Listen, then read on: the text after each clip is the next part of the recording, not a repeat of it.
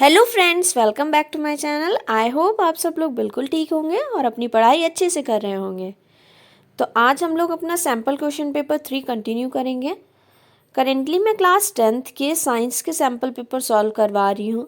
इसमें हम लोगों ने प्रीवियसली वीडियोस में जो 2 सैम्पल पेपर्स कंप्लीट कर लिए हैं, उसके मैंने जो शॉर्ट क्वेश्चंस हैं उनको एक्सप्लेन करा है और जितने भी MCQs हैं वो सारे हम लोगों ने डिस्कस कर लिए हैं।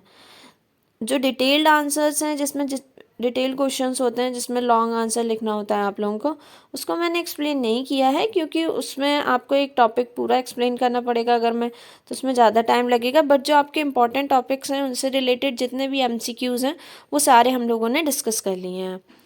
तो आज हम लोग अपना सैम्पल क्वेश्चन पेपर 3 डिस्कस करेंगे। इसमें भी हम लोग कुछ MCQs सॉल्व कर चुके हैं। आई होप आपने वो पुरानी वाली वीडियो देख ली होगी और अपने फ्रेंड्स के साथ भी शेयर करी होगी, जिससे उनके अभी साइंस का रिवीजन हो जाए।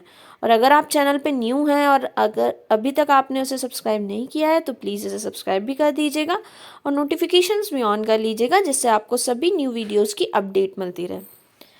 तो आज हम लोग अपने सैम्पल पेपर को कंटिन्यू करते हैं।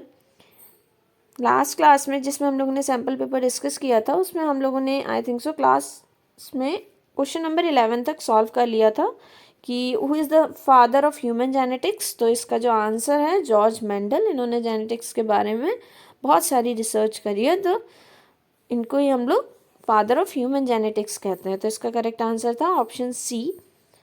आज हम लोग डिस्कस करेंगे question number 12। During respiration exchange of gases takes place इन।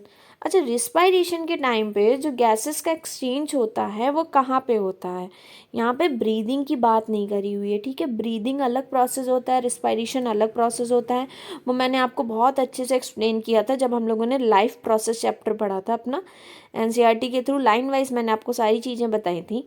तो यहाँ पे जो एक्सचेंज की यूनिट होती है लंग्स में, वो क्या होती है? एल्वोलाई होती है। तो जो गैसेस का एक्सचेंज होता है वो एल्वेलाई के बीच में होता है और पास में जो ब्लड वेसल्स जो फ्लो हो रही होती हैं वहाँ से CO2 और ऑक्सीजन का एक्सचेंज होता है। तो इसका जो करेक्ट आंसर होगा वो होगा option A, alveoli of the lungs. ना कि alveoli and throat, throat and लैरिंग्स, trachea and लैरिंग्स, ये सारे पार्ट्स हैं आपके पूरे रिस्पायरेटरी ट्रैक्ट्स के। बट ये यहाँ पे गैसेस का एक्सचेंज नहीं होता है। तो गैसेस का एक्सचेंज कहाँ पे होता है? एल्वोलाई में। ओके, नेक्स्ट क्वेश्चन पूछा गया है, A straight current carrying conductor is kept along the axis of circular loop carrying current. The force exerted by the straight current conductor on the loop is। अच्छा, ये तो आप लोगों ने जब मैग्नेटिक फील्ड का चैप्टर पढ़ा होगा, इसमें आपको पता होना चाहिए। जब किसी भी स्ट्रेट करंट कैरिंग कंडक्टर की बात कर रहे होते हैं तो उसको इस kept along the circular loop carrying current, अगर हम सर्कुलर लूप के अलोंग रख देते हैं, ठीक है, तो जो उसमें फोर्स एक्सर्टेड होगा ना स्ट्रेट कंडक्टर में, वो ज़ीरो होता है। ओके, तो इस पॉइंट को याद रखिएगा कि अगर कभी भी स्ट्रेट करंट कैरिंग कंडक्टर को सर्कुलर लूप में रख दिया जाए जिसमें करंट फ्लो हो रहा है, तो वहाँ पे जो फोर्स एक्सर्टेड होगा स्ट्रेट कंडक्टर पे, लूप पे, मतलब स्ट्रेट कंडक्टर के द्वारा लूप पे जो फोर्स एक्सर्ट होगा वो ज़ीरो होगा। कोई भी फोर्स नहीं लगाता है स्ट्रेट वाला conductor. Okay, next question discuss करते हैं। यहाँ पे देखिए क्वेश्चन आपका ये करंट एंड इलेक्ट्रिसिटी चैप्टर का है। इसमें बोला गया है, an electric kettle for a use of 230 volt is supply is rated eight 3000 watt for safe working the cable connected to it should be able to carry at least। अच्छा, यहाँ पे बोला गया कि एक इलेक्ट्रिक केटल है जिसको इतना वोल्टेज चाहिए और उसमें इतना वॉट का पावर सप्लाई हो रहा है, ठीक है, इतने पावर पे। तो अगर आप चाहते हैं कि वो जो उसमें शॉर्ट सर्किट ना हो और प्रॉपर सप्लाई हो करंट की, तो मिनिमम कितना करंट जो केबल है उसके थ्रू कितना करंट फ्लो होना चाहिए। तो अगर आपको पता है पावर क्या होता है, पावर इक्वल्स टू V/I, ठीक है।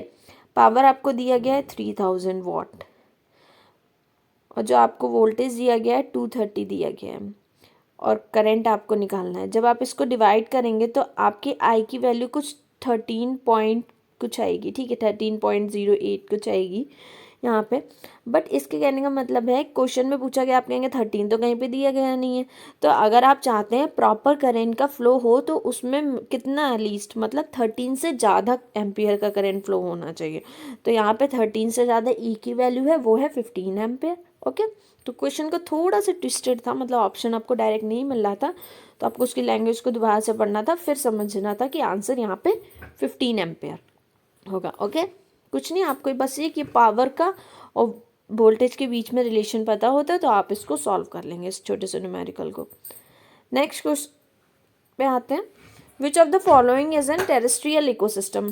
टेरेस्ट्रियल इकोसिस्टम कौन सा है, यहाँ पे देखिए फॉरेस्ट भी एक टेरेस्ट्रियल इकोसिस्टम है, एक्वेरियम एक ह्यूमन के द्वारा बनाया गया मतलब ह्यूमन मेड इकोसिस्टम है, और ग्रासलैंड भी नेचुरल इकोसिस्टम है, डिजर्ट भी नेचुरल इकोसिस्टम है। तो इसका जो करेक्ट ऑप्शन होगा वो होगा ऑप्शन कौन कौन सा है, फॉरेस्ट, ग्रासलैंड एंड डिजर्ट। तो ए सी एंड डी, तो इसमें चेक करिए ऑप्शन कौन सा ए सी एंड डी कहाँ पे दिया गया, ऑप्शन नंबर डी में दिया गया है ए सी एंड डी। तो इसका करेक्ट आंसर हो गया ऑप्शन डी। ओके, तो नेक्स्ट क्वेश्चन पे आते हैं, organisms which synthesize carbohydrates from inorganic compound using radiant energy are called।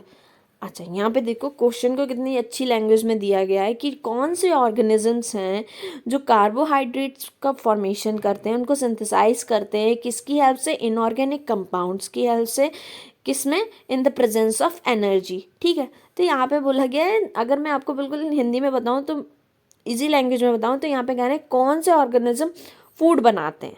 ठीक है, फूड बनाते हैं in the presence of sunlight. तो आप लोग कहेंगे डिकम्पोजर्स तो नहीं होते हैं, कार्निवोरस भी नहीं बनाते हैं, हर्बिवोरस भी नहीं बनाते, तो प्रोड्यूसर्स ही तो फूड बनाने का प्रोसेस करते हैं। तो यहाँ पे जो करेक्ट आंसर है वो ऑप्शन डी है। यहाँ पे तो क्वेश्चन की लैंग्वेज बहुत अच्छी थी कि organism which synthesize carbohydrates from inorganic compounds using radiant energy are called producers. Okay, तो ऑप्शन डी इसका करेक्ट हो गया। नेक्स्ट क्वेश्चन पे जाते हैं, यहाँ पे असर्शन एंड रीजन दिए हुए हैं। देखिए यहाँ पे आपको एक इक्वेशन दे रखी हुई है, MnO2 plus HCl from MnCl2 plus Cl2 and H2O is a redox reaction. हाँ, ये एक रिडॉक्स रिएक्शन है, आप लोगों को दिख रहा होगा। देखिए यहाँ पे ऑक्सीजन रिमूव हो रही है Mn से, यहाँ पे तो मतलब ऑक्सीजन रिमूव हो रही है। दूसरा यहाँ पे H2O का फॉर्मेशन हो रहा है, ऑक्सीजन H के साथ कंबाइन करके वाटर का फॉर्मेशन कर रही है, HCl से H रिमूव हो रहा है। तो ये तो पूरी एक रिडॉक्स रिएक्शन है, क्योंकि इसमें रिडक्शन एंड ऑक्सीडेशन दोनों हो रहा है। कौन सी चीज़ का रिडक्शन हो रहा है, कौन सी चीज़ का ऑक्सीडेशन हो रहा है, आप देखिए MnO2 है, यहाँ पे से ऑक्सीजन इससे रिमूव हो रही है, इसका मतलब इसका रिडक्शन हो रहा है। ठीक है, और यहाँ पे आप देखिए HCl का क्या हो रहा है, ऑक्सीडेशन हो रहा है, क्योंकि इससे हाइड्रोजन रिमूव हो रही है और ये Cl2 का फॉर्मेशन कर रहा है। तो इसका ये तो सही है, बिल्कुल असर्शन बिल्कुल करेक्ट बताया गया है कि ये एक रिडॉक्स रिएक्शन है, क्योंकि इसमें रिडक्शन एंड ऑक्सीडेशन दोनों प्रोसेस हो रहे हैं। नेक्स्ट बोला गया है कि MnO2 ऑक्सीडाइजेस टू HCl। हाँ, वो ऑक्सीडाइज होके ऑक्सीडाइजेज HCl टू Cl2। हाँ, जो MnO2 है वो HCl को ऑक्सीडाइज कर रही है, मतलब उसको ऑक्सीजन दे रही है या फिर उसमें से हाइड्रोजन को रिमूव कर रही है, यही प्रोसेस होता है ऑक्सीडाइज करने का। तो यहाँ से HCl से H को रिमूव करके Cl2 बना रही है और खुद रिड्यूस हो जा रही है MnCl2 में। MnCl2 में क्यों रिड्यूस हो रही है, क्योंकि वो अपनी ऑक्सीजन को छोड़ रही है, तो वो रिड्यूस होके MnCl2 बन रहा है और HCl को वो ऑक्सीडाइज कर रहा है Cl2 में। तो असर्शन भी ठीक है, रीज़न भी बिल्कुल सही है, क्योंकि इसमें रिडॉक्स रिएक्शन हो रही है, दोनों ही ऑक्सीडेशन और रिडक्शन। तो आपका ऑप्शन नंबर ए करेक्ट होगा। Both A and R are true and R is the correct explanation of A. Okay, I hope आपको ये समझ में आया होगा। अगर कोई डाउट है तो कमेंट सेक्शन में पूछ जरूर लीजिएगा, मैं पूरा ट्राई करूंगी कि आपके डाउट्स को क्लियर कर दूँ। नेक्स्ट क्वेश्चन बोला गया है, असर्शन है आपका, internal fertilization occurs in mammals and birds. जो इंटरनल फर्टिलाइजेशन है वो मैमल्स और बर्ड्स में होता है। हाँ, इंटरनल फर्टिलाइजेशन मैमल्स और बर्ड्स में तो होता है, ये बात सही है, करेक्ट है बिल्कुल। इंटरनल फर्टिलाइजेशन का मतलब जब किसी फीमेल बॉडी के अंदर एग और स्पर्म का फ्यूजन हो तो वो इंटरनल फर्टिलाइजेशन होता है, बट बॉडी के बाहर इन दोनों का फ्यूजन होकर जाइगोट का फॉर्मेशन होता है, वो एक्सटर्नल फर्टिलाइजेशन होता है। नेक्स्ट बोला गया है, external fertilization occur in reptiles, amphibians and fishes. देखिए नहीं, रेप्टाइल्स में एक्सटर्नल फर्टिलाइजेशन नहीं होता, एम्फीबियंस में होता है, फिशेस में होता है, बट रेप्टाइल्स में एक्सटर्नल फर्टिलाइजेशन नहीं होता, सभी रेप्टाइल्स में नहीं होता। ठीक है, तो इसका जो रीज़न है वो इनकरेक्ट है। असर्शन सही है बट रीज़न इनकरेक्ट है। ओके, तो यहाँ पे जो ऑप्शन आपका करेक्ट होगा वो होगा ऑप्शन सी। ओके, तो क्वेश्चन नंबर 8 का जो करेक्ट आंसर है वो ऑप्शन सी है कि इंटरनल फर्टिलाइजेशन मैमल्स और बर्ड्स में अकर करता है और रेप्टाइल्स में भी इंटरनल फर्टिलाइजेशन होता है, तो रीज़न आपका करेक्ट हो जाएगा। ठीक है, सॉरी इनकरेक्ट हो जाएगा। नेक्स्ट क्वेश्चन पे जाते हैं, question number 19। The strength of magnetic field produced at the centre of a current carrying circular coil increases on increasing the current flow through the coil. बिल्कुल सही बात बोली गई है कि अगर कोई करंट कैरिंग सर्कुलर कॉइल है, उसके अराउंड आप अगर उसमें करंट को इंक्रीज़ कर देते हैं, कॉइल में करंट को इंक्रीज़ कर देते हैं, तो उसके अराउंड मैग्नेटिक फील्ड इंक्रीज़ हो जाती है। बिल्कुल सही बात है, अगर आप करंट को इंक्रीज़ करेंगे तो मैग्नेटिक फील्ड इंक्रीज़ हो जाती है। मैग्नेटिक फील्ड डायरेक्टली प्रोपोर्शनल होती है करंट के। ओके, यहाँ पे बोला गया है कि magnetic field strength is inversely proportional to the current flowing through it. बिल्कुल गलत है ये ऑप्शन, मतलब जो रीज़न बोला गया है भाई, अगर मैग्नेटिक फील्ड की स्ट्रेंथ इंक्रीज़ हो रही है करंट के इंक्रीज़ करने पे, तो इसका मतलब वो उसके डायरेक्टली प्रोपोर्शनल है। और यहाँ पे बोला गया है कि मैग्नेटिक फील्ड स्ट्रेंथ जो है वो इन्वर्सली प्रोपोर्शनल है। गलत है, inversely proportional to the distance होती है, जहाँ से आप देख रहे होते हैं वो डिस्टेंस होती है, उसके इन्वर्सली प्रोपोर्शनल होता है। बट करंट कैरिंग कॉइल में जितना करंट फ्लो कर रहा होता है उसके डायरेक्टली प्रोपोर्शनल होता है। तो रीज़न आपका बिल्कुल गलत है। इसका जो करेक्ट आंसर है वो ऑप्शन सी है कि A is true but R is false. Okay, explain क्या करेगा जब वो पूरा गलत ही है यहाँ पे। नेक्स्ट क्वेश्चन देखिए, question number 20। Recycling is a way of managing plastic waste. हाँ, रिसाइकिल करने का मतलब प्लास्टिक को मैनेज करना है। Broken plastic articles are sent to plastic processing unit where they are melted and remolded into new plastic articles. ये बात भी सही है कि देखो, रिसाइकलिंग करना, प्लास्टिक को मैनेज करना है, ठीक है, प्लास्टिक वेस्ट को।